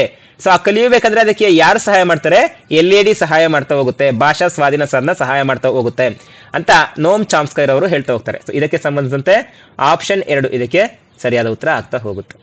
ಎಸ್ಸಿನ ಮುಂದಿನ ಪ್ರಶ್ನೆಯನ್ನ ಚರ್ಚೆ ಮಾಡ್ತಾ ಹೋಗೋಣ. ಮುಂದಿನ ಪ್ರಶ್ನೆ, ಹಿಂದಿ ಮಾತನಾಡುವ ಪ್ರಾಂತ್ಯದಿಂದ ಒಂದು ಹೆಣ್ಣು ಮಗು ನಿಮ್ಮ ಪ್ರದೇಶಕ್ಕೆ ಬಂದಿದೆ ಎಂದುಕೊಳ್ಳೋಣ. ನಿಮ್ಮ ಭಾಷೆಯನ್ನ ಮಾತನಾಡುವಾಗ ಅವಳು ತಪ್ಪುಗಳನ್ನ ಮಾಡುತ್ತಾಳೆ. ಒಬ್ಬ ಅಧ್ಯಾಪಕಿಯಾಗಿ ಯಾವ ಹೇಳಿಕೆಯನ್ನು ನೀವು ಸರಿಯಾದ ಹೇಳಿಕೆಯಿಂದ ಪರಿಗಣಿಸುತ್ತೀರಿ ಅಂತ ಕೇಳಿದ್ದಾರೆ. ಸೊ ಹಿಂದಿ ಮಾತನಾಡುವಂತ ಒಂದು ಪ್ರಾಂತ್ಯದಿಂದ ಒಂದು ಹೆಣ್ಣು ಮಗು ನಿಮ್ಮ ಒಂದು ಸ್ಕೂಲ್ಗೆ ಬಂದಿದೆ ಅಥವಾ ನಿಮ್ಮ ಪ್ರದೇಶದ ಶಾಲೆಗೆ ಬಂದಿದೆ. ನಿಮ್ಮ ಭಾಷೆಯನ್ನ ಮಾತನಾಡುವಾಗ ಅವಳು ತಪ್ಪುಗಳನ್ನ ಮಾತನಾಡ್ತಾ ಇದ್ದಾಳೆ. ಈಗ ಹಿಂದಿ ಮಾತಾಡ್ತಿರೋರು ಕರ್ನಾಟಕಕ್ಕೆ ಬಂದಿದ್ದಾರೆ, ಕನ್ನಡದಲ್ಲಿ ಮಾತಾಡ್ಬೇಕಾದ್ರೆ ತಪ್ಪಾಗ್ತಾ ಇದೆ. ಸೊ ಒಬ್ಬ ಟೀಚರ್ ಆಗಿ ನೀವು ಏನನ್ನ ಮಾಡ್ತೀರಾ, ಸೊ ಯಾವುದು ಸರಿಯಾಗಿ ಯಾವ ಇದರ ಕೆಳಗಿನ ಅವುಗಳಲ್ಲಿ ಯಾವುದು ಸರಿ ಇದೆ ಅಂತ ಕೇಳಬೇಕು ಅಂತ ಹೇಳ್ತಾ ಇದ್ದಾರೆ. ಸರಿಯಾದ ಹೇಳಿಕೆ ಯಾವುದು ಅಂತ ಕೇಳ್ತಾ ಇದ್ದಾರೆ. ಹೆಣ್ಣು ಮಗು ಮಾಡುವ ತಪ್ಪುಗಳನ್ನ ಮತ್ತೆ ಮತ್ತೆ ಜ್ಞಾಪಿಸಬೇಕು. ಇದು ಕಂಪ್ಲೀಟ್ಲಿ ರಾಂಗ್. ಅವ್ರು ಏನೇನ್ ತಪ್ಪುಗಳು ಮಾಡ್ತಾ ಇದಾರೆ ಅದನ್ನ ಜ್ಞಾಪಿಸಬಾರ್ದು. ಸೊ ಅಲ್ಲಿ ಏನ್ ತಪ್ಪುಗಳಾಗ್ತಾ ಇದೆ, ಇದು ಈ ರೀತಿ ಅಲ್ಲ, ಈ ರೀತಿಯಿಂದ ಬದಲಾಯಿಸಬೇಕು. ಜ್ಞಾಪಿಸಬಾರ್ದು, ಬದಲಾಯಿಸಬೇಕು. ಭಾಷೆ ಉಪಯೋಗಕ್ಕೆ ಸಂಬಂಧಿಸಿದ ಅವಳಿಗೆ ಹೆಚ್ಚು ಅವಕಾಶಗಳನ್ನ ಕೊಡ್ಬೇಕು. ಹೌದು, ನೀನ್ ತಪ್ಪಾದ್ರೂ ಪರವಾಗಿಲ್ಲ, ನೀನು ಮಾತಾಡು, ಇದೇ ಭಾಷೆಯಲ್ಲೇ ಮಾತಾಡು, ಕನ್ನಡ ಭಾಷೆಯಲ್ಲೇ ಮಾತಾಡು, ನೀನು ಕನ್ನಡ ಕಲಿತಿ ಅನ್ನುವಂತ ಒಂದು ಹೆಚ್ಚು ಅವಕಾಶಗಳನ್ನ ಕೊಡಬೇಕು. ಈ ಹೊಸ ಭಾಷೆಯಲ್ಲಿ ದಿನವೂ ಅರ್ಧ ಗಂಟೆ ಮಾತನಾಡಿ ಅಭ್ಯಾಸ ಮಾಡುವಂತೆ ಹೇಳಬೇಕು. ದಿನವೂ ಅರ್ಧ ಗಂಟೆ ಅಭ್ಯಾಸ ಮಾಡುವಂತದ್ದು ಅದು ರೋಟ್ ಮೆಥಡ್ ಆಗುತ್ತೆ. ಸೊ ಸಂದರ್ಭಕ್ಕೆ ತಕ್ಕಂತೆ ನೀನು ಅಭ್ಯಾಸ ಮಾಡ್ತಾ ಹೋಗು ಅಂತೇಳಿ ಅವಳಿಗೆ ಹೆಚ್ಚು ಅವಕಾಶಗಳನ್ನು ಕೊಡುವಂಥದ್ದು ಉತ್ತಮ ವಿಧಾನ. ಹೊಸ ಭಾಷೆಯ ಪ್ರಯೋಗದಲ್ಲಿ ಅವಳ ಮಾತೃಭಾಷೆಯ ಪರಿಣಾಮಗಳು ಪ್ರವೇಶ ಆಗದಂತೆ ತಡೆಗಟ್ಟಬೇಕು. ಹೊಸ ಭಾಷಾ ಪ್ರಯೋಗದಲ್ಲಿ ಅವಳ ಮಾತೃಭಾಷೆಯ ಪರಿಣಾಮಗಳು ಪ್ರವೇಶ ಆಗದಂತೆ ತಡೆಗಟ್ಟಬೇಕು. ಮೀನ್ಸ್ ಇವಾಗ ಹಿಂದಿ ಏನೋ ಕಲ್ತಿರ್ತಾರೆ, ಫಾರ್ ಎಕ್ಸಾಂಪಲ್ ಕನ್ನಡದಲ್ಲಿ ಟೀಚರ್ ಬೋಧನೆ ಮಾಡಿರ್ತಾರೆ, ಅವರು ಹಿಂದಿಯಲ್ಲಿ ಅರ್ಥ ಮಾಡ್ಕೊಂಡಿರ್ತಾರೆ. ಈಗ ಅವ್ರು ಏನ್ ಮಾಡ್ತಾ ಇದಾರೆ, ಕನ್ನಡ ಭಾಷಾ ಪ್ರಯೋಗದಲ್ಲಿ ಏನ್ ಮಾಡ್ತಾ ಇದಾರೆ, ಕೆಲವೊಂದಿಷ್ಟು ಹಿಂದಿ ವರ್ಡ್ಸ್ ಅನ್ನ ಅವಳು ಬಳಸ್ತಾ ಹೋದಾಗ ಏನಾಗುತ್ತೆ, ಅವಳಿಗೆ ಭಾಷೆ ಅರ್ಥ ಆಗ್ಬೇಕು. ಮೊದಲು ಭಾಷೆ ಅರ್ಥವಾದಾಗ ಮಾತ್ರ ಭಾಷೆಯನ್ನ ಕಲಿಯಲು ಸಾಧ್ಯ. ನೀವು ನೇರವಾಗಿ ಭಾಷೆ ಕಲ್ತ್ಕೊಬಿಡ್ತೀವಿ ಅಂತಂದ್ರೆ ಅದ್ರ ಬಗ್ಗೆ ಮೊದಲಿಗೆ ಅರ್ಥ ಆಗ್ಬೇಕಲ್ವಾ. ಸೊ ಅವಾಗ ಆ ಮಾತೃ ಭಾಷೆನ ಬಳಸ್ಕೊಳ್ಳೇಬೇಕು. ಫಾರ್ ಎಕ್ಸಾಂಪಲ್ ನೀವು ಅಷ್ಟೇ, ನೀವು ಕನ್ನಡದಿಂದ ಇಂಗ್ಲಿಷ್ ಕಲಿತಾ ಇದ್ದೀರಾ ಅಂತಂದ್ರೆ ಮೊದಲಿಗೆ ಇಂಗ್ಲಿಷ್ ಭಾಷೆ ನಿಮ್ಗೆ ಅರ್ಥ ಆಗ್ಬೇಕು. ಇಂಗ್ಲಿಷ್ ಭಾಷೆ ಅರ್ಥ ಯಾವಾಗ ಆಗುತ್ತೆ, ನಿಮ್ಮ ಮಾತೃಭಾಷೆನ ನೀವು ಸರಿಯಾಗಿ ಅರ್ಥೈಸ್ಕೊಂಡು ಮಾತೃಭಾಷೆನ ನೀವು ತರ್ಜುಮೆ ಮಾಡ್ಕೊಂಡು ಅಥವಾ ಅದಕ್ಕೆ ಅರ್ಥವನ್ನು ತಿಳ್ಕೊಂಡು ಮಾಡಿದಾಗ ಏನಾಗುತ್ತೆ, ಸೊ ನೀವು ಸಂಪೂರ್ಣವಾಗಿ ಅದ್ರ ಬಗ್ಗೆ ಕಲಿಬಹುದು. ಇಲ್ಲಿ ಮಾತೃಭಾಷೆ ಪರಿಣಾಮ ಅನ್ನುವಂಥದ್ದು ಇರಲೇಬೇಕಾಗುತ್ತೆ. ಸೊ ಇದು ಆಪ್ಷನ್, ಇದು ಸಹ ರಾಂಗ್ ಆನ್ಸರ್ ಆಗುತ್ತೆ. ಹಾಗಾದ್ರೆ ಆಪ್ಷನ್ ಯಾವ್ದು ಸರಿಯಾದ ಉತ್ತರ ಆಗ್ತಾ ಹೋಗುತ್ತೆ. ಸೊ ಇದಕ್ಕೆ ಸಂಬಂಧಿಸಿದಂತೆ ಆಪ್ಷನ್ 2 ಭಾಷೆಯ ಉಪಯೋಗಕ್ಕೆ ಸಂಬಂಧಿಸಿದಂತೆ ಅವಳಿಗೆ ಹೆಚ್ಚು ಅವಕಾಶಗಳನ್ನು ಕೊಡಬೇಕೆನ್ನುವಂಥದ್ದು ಸರಿಯಾದ ಉತ್ತರ ಆಗ್ತಾ ಹೋಗುತ್ತೆ. ಎಸ್ಸಿನ ಮುಂದಿನ ಪ್ರಶ್ನೆಯನ್ನ ಬಿಡಿಸ್ತಾ ಹೋಗೋಣ. ಮುಂದಿನ ಪ್ರಶ್ನೆ, ಈ ಕೆಳಗಿನ ಯಾವ ಉದ್ದೇಶಗಳಲ್ಲಿ ಭಾಷೆಯನ್ನ ಕಲಿಯುವ ಅವಶ್ಯಕತೆ ಇರುವುದಿಲ್ಲ? ಈ ಕೆಳಗಿನ ಯಾವ ಉದ್ದೇಶಗಳಲ್ಲಿ, ಓಕೆ, ಯಾವ ಆಬ್ಜೆಕ್ಟ್ ಅಲ್ಲಿ, ಸೊ ಯಾವ ಆಬ್ಜೆಕ್ಟಿವ್ಸ್ ಅಲ್ಲಿ ಭಾಷೆಯನ್ನು ಕಲಿಯುವಂತ ಅವಶ್ಯಕತೆ ಇರೋದಿಲ್ಲ ಅಂತ ಕೇಳಿದ್ದಾರೆ. ಸೊ ಇದಕ್ಕೆ ಸಂಬಂಧಿಸಿದಂತೆ ಜೀವನದ ವಿಭಿನ್ನ ಘಟ್ಟಗಳನ್ನು ತಿಳಿಯುವಲ್ಲಿ, ಭಾಷೆಯ ಪರಿಜ್ಞಾನವನ್ನ ಕಲಿಯುವಲ್ಲಿ, ಅಂತರ್ವಾಣಿಯನ್ನ ಹೇಳುವಲ್ಲಿ ಮತ್ತೆ ಕೇಳುವಲ್ಲಿ, ಜೀವನದ ವಿವಿಧ ಅವಶ್ಯಕತೆಗಳನ್ನ ಪೂರೈಸುವಲ್ಲಿ. ನೋಡಿ, ಭಾಷೆಯನ್ನ ಕಲಿಯುವ ಅವಶ್ಯಕತೆ ಇರುವುದಿಲ್ಲ ಅಂತ ಕೇಳಿರೋದ್ರಿಂದ ಯಾವಾಗ ಇರುತ್ತೆ ಅನ್ನೋದನ್ನ ಕೇಳೋಣ. ಸೊ ಭಾಷೆ ನಮ್ಗೆ ಯಾವಾಗ ಬೇಕಾಗುತ್ತೆ, ಜೀವನದ ವಿಭಿನ್ನ ಘಟ್ಟಗಳನ್ನು ತಿಳಿಯುವಲ್ಲಿ. ಸೊ ಜೀವನದ ಬಗ್ಗೆ ತಿಳ್ಕೋಬೇಕು ಅಂತಂದ್ರೆ, ಬೇರೆ ಬೇರೆ ವಿಷಯಗಳ ಬಗ್ಗೆ ತಿಳ್ಕೋಬೇಕು ಅಂತಂದ್ರೆ, ಸೊ ತಿಳುವಳಿಕೆಯಲ್ಲಿ ನಮ್ಗೆ ಏನ್ ಬೇಕು, ಭಾಷೆ ಅವಶ್ಯಕತೆ ಇದ್ದೇ ಇರುತ್ತೆ. ಭಾಷೆಯನ್ನ ಕಲಿಯುವಲ್ಲಿ, ಭಾಷೆ ಪರಿಜ್ಞಾನವನ್ನ ಕಲಿಯುವಲ್ಲಿ ಭಾಷೆ ಕಲಿಕೆಯ ಅವಶ್ಯಕತೆ ತುಂಬಾ ಇರುತ್ತೆ. ಜೊತೆಗೆ ಜೀವನದ ವಿವಿಧ ಅವಶ್ಯಕತೆಗಳನ್ನು ಪೂರೈಸುವಲ್ಲಿ ಪ್ರತಿನಿತ್ಯ, ಫಾರ್ ಎಕ್ಸಾಂಪಲ್ ಈಗ ಅದೇ ಎಕ್ಸಾಂಪಲ್ ಹೇಳ್ತೀನಿ. ಈಗ ಹಿಂದಿ ಭಾಷೆಯಿಂದ ಬಂದಿರುವಂತ ಒಬ್ಬ ವ್ಯಕ್ತಿ ನಮ್ಮ ಕರ್ನಾಟಕದಲ್ಲಿ ಅವ್ರು ಏನಾದ್ರು ಅವ್ರಿಗೆ ದಿನನಿತ್ಯ ಅವ್ರ ಅವಶ್ಯಕತೆ ಪೂರೈಸ್ಕೋಬೇಕಂದ್ರೆ ಸ್ವಲ್ಪ ಮಟ್ಟಿಗಾದ್ರೂ ಅವ್ರು ಕನ್ನಡ ಮಾತಾಡ್ಲೇಬೇಕು. ಸೊ ಕೆಲವೊಂದಿಷ್ಟು ಕನ್ನಡ ಪದಗಳು ಅವ್ರು ಮಾತಾಡಿದಾಗ ಮಾತ್ರ ನಮ್ಗೆ ಅರ್ಥ ಆಗುತ್ತೆ. ಸೊ ಅವ್ರು ಮಾತಾಡೇ ಇಲ್ಲ ಅಂತಂದ್ರೆ ಸೊ ನಮಗೂ ಅವ್ರಿಗೂ ಯಾವುದೇ ರೀತಿಯಾಗಿ ಅರ್ಥ ಆಗೋದಿಲ್ಲ. ಅಂತಂದ್ರೆ ಭಾಷೆ ಕಲಿಯುವಂತ ಅವಶ್ಯಕತೆ ಅವರ ಜೀವನವನ್ನ ಅವಶ್ಯಕತೆಗಳನ್ನ ಪೂರೈಸ್ಕೊಳ್ಳೋದಕ್ಕೆ ಸಹ ಅದು ಅವಶ್ಯಕತೆ ಇದೆ. ಹಾಗಾದ್ರೆ ಅಂತರ್ವಾಣಿ ಹೇಳುವಲ್ಲಿ ಮತ್ತೆ ಕೇಳುವಲ್ಲಿ, ಸೊ ಅಂತರ್ವಾಣಿ ನೋಡಿ, ಇದು ಸಹ ಇದು ಟ್ರಾನ್ಸ್ಲೇಟೆಡ್ ವರ್ಡ್. ಏನ್ ಅಂತರ್ವಾಣಿ ಅಂತಂದ್ರೆ, ಸೊ ಇದನ್ನ ಇಂಗ್ಲಿಷ್ ಅಲ್ಲಿ ಇನ್ನರ್ ಥಾಟ್ಸ್ ಅಂತ ಕರಿತೀವಿ ಅಥವಾ ಸೆಲ್ಫ್ ಟಾಕ್ ಅಂತ ಕರಿತೀವಿ. ಸೊ ತಮ್ಮಲ್ಲಿ ತಾವೇ ಮಾತಾಡ್ಕೊಳ್ಳುವಂಥದ್ದು, ಒಳಗೆ ಗೊಣಗುತ್ತಾ ಇರ್ತಾರಲ್ಲ, ಸೊ ಗೊಣಗ್ತಾ ಇರುವಂತದ್ದು. ಮತ್ತೆ ಕೇಳುವಲ್ಲಿ ಅಂತರ್ವಾಣಿ, ಕೇಳುವಲ್ಲಿ ಮತ್ತೆ ಅಂತರ್ವಾಣಿಯನ್ನ ಹೇಳುವಲ್ಲಿ ಮತ್ತೆ ಕೇಳುವಲ್ಲಿ. ಸೊ ಅಂತರ್ವಾಣಿ ಎಂಬುದಂತದ್ದು ಏನಾಗ್ತವೆ ಅಂದ್ರೆ ಒಂದು ವೈಯಕ್ತಿಕ ಆಲೋಚನೆ ಪ್ರಕ್ರಿಯೆ ಇದು. ಸೊ ತನ್ನಲ್ಲಿ ತಾನೇ ಯೋಚನೆ ಮಾಡ್ಕೊಂಡು ತನ್ನಲ್ಲಿ ತಾನೇ ಮಾತನಾಡ್ತಾ ಇರುವಂತದ್ದು. ಸೊ ತನ್ನಲ್ಲಿ ತಾನೇ ಯೋಚನೆ ಮಾಡ್ತಾ ಇದ್ದಾನೆ, ತನ್ನಲ್ಲಿ ತಾನೇ ಅವ್ನು ಗುಣಗುಡ್ತಾ ಇದ್ದಾನೆ ಅಂತಂದ್ರೆ ಅವನಿಗೆ ಯಾವುದೇ ರೀತಿಯಾದಂತ ಭಾಷೆ ಕಲಿಯುವಂತ ಅವಶ್ಯಕತೆ ಇರೋದಿಲ್ಲ. ಅವನಿಗೆ ಯಾವ ರೀತಿಯಾಗಿ ಅದು ಅರ್ಥ ಆಗುತ್ತೋ ಅದೇ ರೀತಿಯಾಗಿ ಅವನು ತನ್ನಲ್ಲೇ ತಾನೇ ಹೇಳ್ಕೊಳ್ತಾ ಇರ್ತಾನೆ, ಕೇಳಿಸ್ಕೊಳ್ತಾ ಇರ್ತಾನೆ. ಸೊ ಇದು ಯಾವ್ದಾದ್ರು ಬಾಹ್ಯ ಕಲಿಕೆಗೆ ಒಂದು ನೇರವಾಗಿರುವಂತ ಅವಶ್ಯಕತೆ ಇರೋದಿಲ್ಲ. ಓಕೆನಾ? ಸೊ ಅದರಿಂದ ಸೊ ಇದು ಆಗೋದಿಲ್ಲ. ಅಂತರ್ವಾಣಿ ಅಂದ್ರೆ ಇನ್ನರ್ ಟಾಕ್ ಇದು. ಸೊ ಇದ್ರ ಇನ್ನರ್ ಟಾಕ್ ಅಂದ್ರೆ ಇನ್ನೂ ಒಂದು ವರ್ಡ್, ಸಿಂಪಲ್ ವರ್ಡ್ ಏನ್ ಹೇಳ್ಬೋದು ಅಂತಂದ್ರೆ ಆಲೋಚನೆಗಳು ಅಂತ ಹೇಳ್ಬೋದು. ಅಂತರ್ವಾಣಿ ಮೀನ್ಸ್ ಆಲೋಚನೆ, ಹೆಸರಲ್ಲಿದೆ ಅಂತರ್ವಾಣಿ. ಅಂತರ್ ಮೀನ್ಸ್ ಒಳಭಾಗದಲ್ಲಿ, ವಾಣಿ ಮೀನ್ಸ್ ಮಾತು, ಒಳಭಾಗದ ಮಾತು ಮೀನ್ಸ್ ಆಲೋಚನೆಗಳು. ಆಲೋಚನೆ ಮಾಡಿ ಮಾತನಾಡುವಂಥದ್ದಕ್ಕೆ ಯಾವುದೇ ರೀತಿಯಾದ ಭಾಷೆ ಅಗತ್ಯ ಇರೋದಿಲ್ಲ. ಭಾಷೆ ಅಗತ್ಯ ಇರೋದಿಲ್ಲ. ಸೊ ಇದರಿಂದ ಯಾವುದು ಅವಶ್ಯಕತೆ ಇರೋದಿಲ್ಲ ಅಂತಂದ್ರೆ ಆಪ್ಷನ್ 3 ಇದಕ್ಕೆ ಸರಿಯಾದ ಉತ್ತರ ಆಗ್ತಾ ಹೋಗುತ್ತೆ. ಮುಂದಿನ ಪ್ರಶ್ನೆನ ಬಿಡಿಸ್ತಾ ಹೋಗೋಣ. ಮುಂದಿನ ಪ್ರಶ್ನೆ, ಭಾಷೆಯ ಸಂದರ್ಭದಲ್ಲಿ ಈ ಕೆಳಗಿನವುಗಳಲ್ಲಿ ಯಾವುದು ಪ್ರಬಂಧ ಮಾದರಿಯ ಪರೀಕ್ಷೆಗೆ ಲಾಭದಾಯಕವಾಗಿದೆ ಅಂತ ಕೇಳಿದ್ದಾರೆ. ಸೊ ಯಾವ್ದನ್ನ ನಾನು ಇಲ್ಲಿ ಮೇನ್ ಆಗಿ ಹೈಲೈಟ್ ಮಾಡಬೇಕು, ಪ್ರಬಂಧ ಮಾದರಿ ಪರೀಕ್ಷೆಗಳು. ಪ್ರಬಂಧ ಮಾದರಿ ಪರೀಕ್ಷೆಗಳು ನೋಡಿ, ಇದು ಸಹ ರಿಪೀಟೆಡ್ ಕ್ವಶನ್. ಇದೇ ಒಂದು ಪ್ರಶ್ನೆ ಪತ್ರಿಕೆಯಲ್ಲಿ ಇದು ರಿಪೀಟೆಡ್ ಕ್ವಶನ್ ಆಗಿದೆ. ಜೊತೆಗೆ ಬಹಳಷ್ಟು ಕಡೆ ನಿಮಗೆ ಪರೀಕ್ಷೆಗಳ ಆಧಾರದ ಮೇಲೆ ಒಂದು ಪ್ರಶ್ನೆ ಇದ್ದೇ ಇರುತ್ತೆ. ಎಸ್, ನಾನು ಈಗ ಇಷ್ಟೊತ್ತು ಏನ್ ಬಿಡಿಸಿದ್ನ ಅವೆಲ್ಲವೂ ಸಹ ರಿಪೀಟೆಡ್ ಕ್ವಶನ್ಸ್. ಓಕೆನಾ? ಸೊ ಬರವಣಿಗೆಯ ಪ್ರಬಂಧ ಮಾದರಿ ಪರೀಕ್ಷೆಗೆ ಯಾವ್ದು ಲಾಭದಾಯಕ ಆಗಿದೆ ಅಂತ ಕೇಳ್ತಾ ಇರುವಂತದ್ದು. ಯಾವ್ದು ಲಾಭ ಆಗುತ್ತೆ, ಯಾವ ಒಂದು ಚಟುವಟಿಕೆಯನ್ನ ಮಾಡಿದ್ರೆ ಅಥವಾ ಯಾವ ಒಂದು ವಿಷಯ ಇದರಲ್ಲಿ ಲಾಭ ಆಗ್ತಾ ಹೋಗುತ್ತೆ ಅಂತ ಕೇಳಿದ್ದಾರೆ. ಸೊ ಇದಕ್ಕೆ ಸಂಬಂಧಿಸಿದ ಈಗ ಬಿಡಿಸ್ತಾ ಹೋಗೋಣ. ಬರವಣಿಗೆ ಭಾಷೆಯಲ್ಲಿ ವಿದ್ಯಾರ್ಥಿಯ ವಿಚಾರಗಳನ್ನು ಹೊಂದಿಸುವ ಸಾಮರ್ಥ್ಯವನ್ನ ಮೌಲ್ಯಮಾಪನ ಮಾಡುವಲ್ಲಿ ಸಹಾಯಕವಾಗುವುದು. ಎಸ್, ಈಗ ಪ್ರಬಂಧ ಮಾದರಿ ಅಂತಂದ್ರೆ ಏನರ್ಥ? ಸೊ ಮಗು ಅಲ್ಲೊಂದು 15 ಸಾಲುಗಳನ್ನ ಬರ್ದಿರುತ್ತೆ ಅಂತ ಅನ್ಕೋಣ. ಮಿನಿಮಮ್ 15 ಸಾಲು. 15 ಸಾಲುಗಳನ್ನ ಮಗು ಬರಿತಾ ಇದೆ ಅಂತಂತಂದ್ರೆ ಸೊ ನಾವ್ ಅದ್ರಲ್ಲಿ ಏನೇನೆಲ್ಲ ಕಂಡುಹಿಡಿಬಹುದು? ಸೊ ಮಗುವಿನ ಭಾಷೆ ಹೇಗಿದೆ, ಬರವಣಿಗೆ ಹೇಗಿದೆ, ವಾಕ್ಯಗಳು ಹೇಗಿದಾವೆ, ಜೊತೆಗೆ ಪದಗಳ ಆಗಿರ್ಬೋದು, ಅವರ ನಿರೂಪಣೆ ಹೇಗ್ ಮಾಡಿದ್ದಾರೆ, ಒಂದು ವಿಷಯವನ್ನ ನಿರೂಪಣೆ ಹೇಗ್ ಮಾಡಿದ್ದಾರೆ, ಒಂದಕ್ಕೊಂದು ಹೇಗೆ ಅಂತರ್ ಸಂಬಂಧವನ್ನ ಹೇಗೆ ಕೊಟ್ಟಿದ್ದಾರೆ. ಅಂತರ್ ಸಂಬಂಧ ಮೀನ್ಸ್ ಈಗ ಒಂದು ವಿಷಯಕ್ಕೂ ಇನ್ನೊಂದು ವಿಷಯಕ್ಕೆ ಸಂಬಂಧವನ್ನ ಹೇಗೆ ಕಲ್ಪಿಸಿದ್ದಾರೆ. ಇವಂತ ಎಲ್ಲಾ ಒಂದು ವಿಚಾರಗಳು ಎಲ್ಲಿ ಸಿಗ್ತಾ ಹೋಗ್ತವೆ? ಪ್ರಬಂಧ ಮಾದರಿಯಲ್ಲಿ ಸಿಗ್ತಾ ಹೋಗ್ತವೆ. ಯಾಕೆ? ಅವರಿಗೆ ಒಂದು ಮುಕ್ತ ಅವಕಾಶವನ್ನ ಕೊಟ್ಟಿರ್ತೀವಿ. ಸೊ ಈಗೇನಾಗುತ್ತೆ, ಇದು ಬರವಣಿಗೆ ಭಾಷೆಯಲ್ಲಿ ವಿದ್ಯಾರ್ಥಿಗಳನ್ನ ವಿಚಾರಗಳನ್ನ ಹೊಂದಿಸುವ ಸಾಮರ್ಥ್ಯ, ಅಂತರ್ ಸಂಬಂಧ ಅಂತ ಹೇಳ್ತಾ ಅಲ್ವಾ. ವಿಚಾರಗಳನ್ನ ತನ್ನಲ್ಲಿ ಎಷ್ಟು ವಿಚಾರಗಳು, ಫಾರ್ ಎಕ್ಸಾಂಪಲ್ ಒಂದು ಎಕ್ಸಾಂಪಲ್ ಕೊಡ್ತೀನಿ ನಾನೀಗ. ಯಾವುದೋ ಒಂದು ವಿಷಯ, ಫಾರ್ ಎಕ್ಸಾಂಪಲ್ ಈಗ ಹಸು ಎನ್ನುವಂತ ಒಂದು ವಿಷಯವನ್ನ ಕೊಟ್ಟು ಪ್ರಬಂಧ ಬರೀರಿ ಅಂತ ಕೇಳಿದಾಗ ಆ ಮಗುವಿಗೆ ಆ ವಿಚಾರಗಳನ್ನ ಏನಿದೆಯೋ ಆ ವಿಚಾರಗಳನ್ನೆಲ್ಲವನ್ನು ಒಂದಕ್ಕೆ ಇನ್ನೊಂದಕ್ಕೆ ಲಿಂಕ್ ಮಾಡ್ತಾ ಹೋಗುತ್ತೆ. ವಿಚಾರಗಳನ್ನ ಹೊಂದಿಸುವ ಸಾಮರ್ಥ್ಯವನ್ನ ಅದು ಬೆಳವಣಿಗೆ ಮಾಡ್ತಾ ಹೋಗುತ್ತೆ. ಸೊ ಜೊತೆಗೆ ಆ ಒಂದು ವಿಚಾರಗಳನ್ನ ಹೊಂದಿಸಿರೋದ್ರಿಂದ ನಮಗೆ ಏನಾಗ್ತಾ ಹೋಗುತ್ತೆ? ಮೌಲ್ಯಮಾಪನ ಮಾಡುವಲ್ಲೂ ಸಹ ನಮ್ಗೆ ಏನಾಗುತ್ತೆ? ಸಹಾಯ ಮಾಡ್ತಾ ಹೋಗುತ್ತೆ. ಶಿಕ್ಷಕರಿಗೂ ಮೌಲ್ಯಮಾಪನ ಮಾಡೋಕೆ ಸಹಾಯ ಆಗುತ್ತೆ, ವಿದ್ಯಾರ್ಥಿಗಳಿಗೂ ಆ ಒಂದು ವಿಷಯವನ್ನ ಮೌಲ್ಯಮಾಪನ ಮಾಡೋಕೆ ಸಹಾಯ ಆಗ್ತಾ ಹೋಗುತ್ತೆ. ಸೊ ಇದು ಕಂಪ್ಲೀಟ್ಲಿ ರೈಟ್ ಆನ್ಸರ್ ಇದೆ. ಇನ್ನು ಆಪ್ಷನ್ 2, ಪರೀಕ್ಷೆಯಲ್ಲಿ ಕೆಲವು ಪ್ರಶ್ನೆಗಳನ್ನ ವಿದ್ಯಾರ್ಥಿಗಳಿಗೆ ಕಲಿಯಲು ಸಹಾಯ ಮಾಡುವುದು.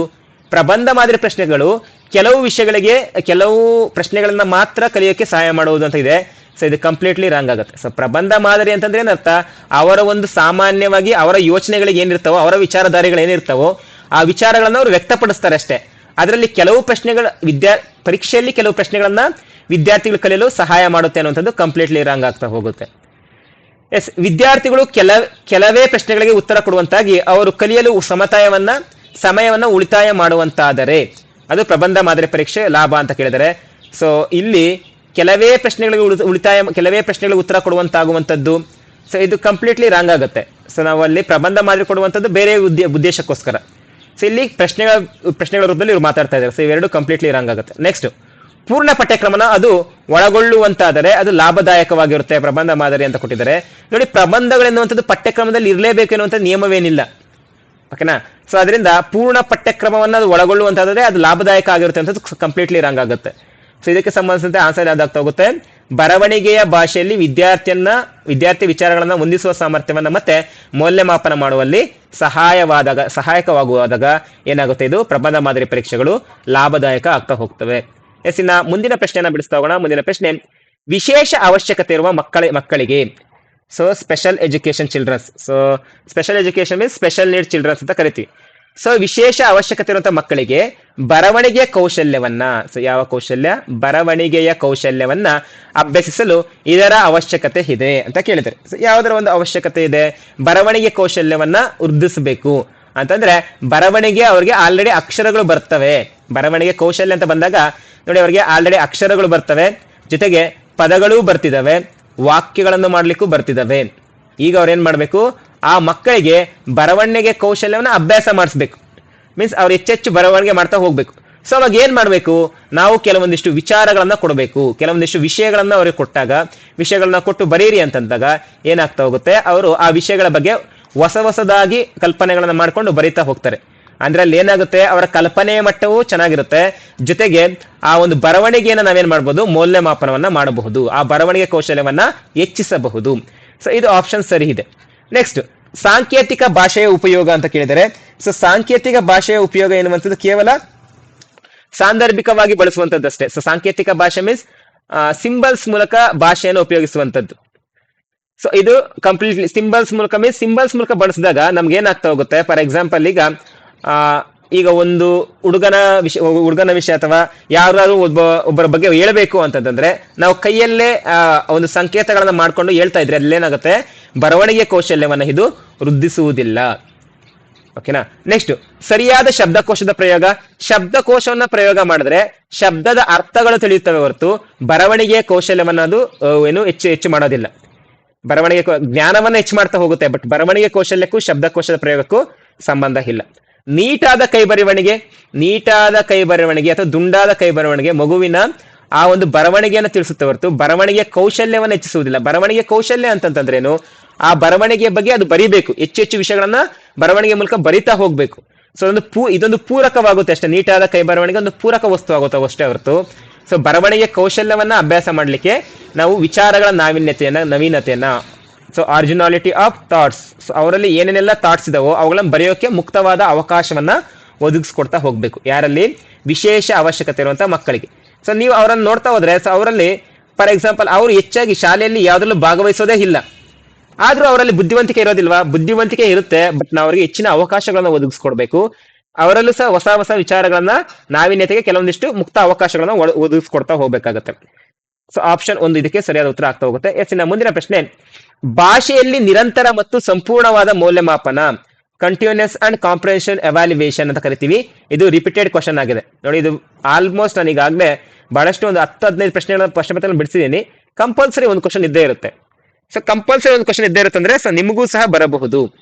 ಸೊ ನಿಮಗೂ ಬರಬಹುದಲ್ಲ, ಬಂದೇ ಬರುತ್ತೆ. 100% ಟಾಪಿಕ್ ಇದು, ಕೊಡ್ಲೇಬೇಕಿದೆ ಒಂದು ಪ್ರಶ್ನೆ. ಭಾಷೆಯಲ್ಲಿ ಸೊ ಲ್ಯಾಂಗ್ವೇಜ್ ಅಲ್ಲಿ ನಿರಂತರ ಕಂಟಿನ್ಯೂಸ್ ಆಗಿ ಮತ್ತೆ ಸಂಪೂರ್ಣವಾದ ಕಂಪ್ಲೀಟ್ ಎವ್ಯಾಲ್ಯೂಯೇಷನ್ ಯಾವುದಕ್ಕೆ ಹೆಚ್ಚು ಒತ್ತು ಕೊಡಬೇಕು ಅಂತ ಕೇಳ್ತಾ ಇದ್ದಾರೆ. ಯಾವುದಕ್ಕೆ ಹೆಚ್ಚು ಒತ್ತು ಕೊಡಬೇಕು? ಸರಿಯಾದ ಶಬ್ದಾವಳಿ, ಪ್ರಾಜೆಕ್ಟ್ ಕೆಲಸ, ಸರಿಯಾದ ಉಚ್ಚಾರಣೆ, ವಿಭಿನ್ನ ಸಂದರ್ಭಗಳಲ್ಲಿ ಭಾಷೆಯನ್ನ ಬಳಸುವಂತ ಸಾಮರ್ಥ್ಯ ಅಂತ ಕೇಳಿದ್ದಾರೆ. ನೀವು ನೋಡಿ ಕೇಳಿದ ತಕ್ಷಣ ನಿಮ್ಗೆ ಈಸಿಯಾಗಿ ಆನ್ಸರ್ ಗೊತ್ತಾಗ್ಬಿಟ್ಟತೆ. ಭಾಷೆಯಲ್ಲಿ ನಾವು ಸಂಪೂರ್ಣವಾಗಿ ಮೌಲ್ಯಮಾಪನ ಯಾವ್ದು ಕೊಡಬೇಕು?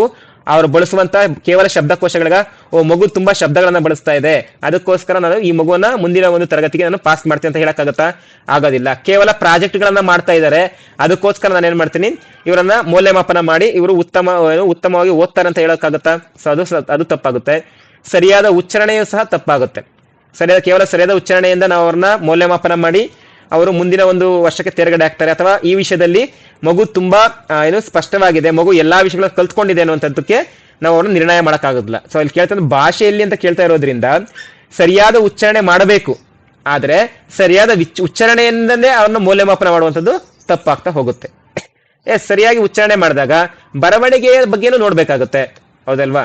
ಸೊ ಅದರಿಂದ ಸೊ ಇದು ಕಂಪ್ಲೀಟ್ಲಿ ರಾಂಗ್ ಆನ್ಸರ್ ಆಗ್ತಾ ಹೋಗುತ್ತೆ. ನೆಕ್ಸ್ಟ್, ವಿಭಿನ್ನ ಸಂದರ್ಭಗಳಲ್ಲಿ ಭಾಷೆಯನ್ನ ಬಳಸುವಂತ ಸಾಮರ್ಥ್ಯ. ಎಸ್, ಇದು ಕರೆಕ್ಟ್ ಆಗಿದೆ. ಯಾಕೆ ಬೇರೆ ಬೇರೆ ಸಂದರ್ಭಗಳಲ್ಲಿ ಭಾಷೆನ ಬಳಸ್ತಾ ಇದೆ ಮಗು ಅಂತಂದ್ರೆ ಆಯಾ ಸನ್ನಿವೇಶಗಳಿಗೆ ಮಗು ಯಾವ ರೀತಿಯಾಗಿ ವರ್ತನೆ ಮಾಡ್ತಾ ಇದೆ. ಸೊ ವಿವಿಧ ಸಂದರ್ಭಗಳು ಬಂದಾಗ ಮಗು ಹೇಗೆ ವರ್ತನೆ ಮಾಡ್ತಾ ಇದೆ ಎನ್ನುವಂಥದ್ದು ನಮಗೆ ಈಸಿಯಾಗಿ ಗೊತ್ತಾಗುತ್ತೆ. ಜೊತೆಗೆ ಇದರ ಆಧಾರಿತವಾಗಿ ನಾವೇನ್ ಮಾಡೋದು, ಮಗುವನ್ನ ಮೌಲ್ಯಮಾಪನ ಮಾಡಿ ಅದಕ್ಕೆ ಇಂತಿಷ್ಟು ಅಂಕಗಳು ಅಥವಾ ಏನಾದ್ರು ತೇರ್ಗಡೆಯನ್ನ ಮಾಡಬಹುದು. ಯಾಕೆ ಮಗು ಬೇರೆ ಬೇರೆ ವಿಭಿನ್ನ ಸಂದರ್ಭಗಳಲ್ಲಿ ವಿಭಿನ್ನವಾಗಿ ಅದು ವರ್ತನೆ ಮಾಡ್ತಾ ಹೋಗುತ್ತೆ. ವಿಭಿನ್ನವಾಗಿ ವರ್ತನೆ ಮಾಡಿದಾಗ ನಾವು ಅದನ್ನ ಈಸಿಯಾಗಿ ಮೌಲ್ಯಮಾಪನ ಮಾಡಬಹುದು.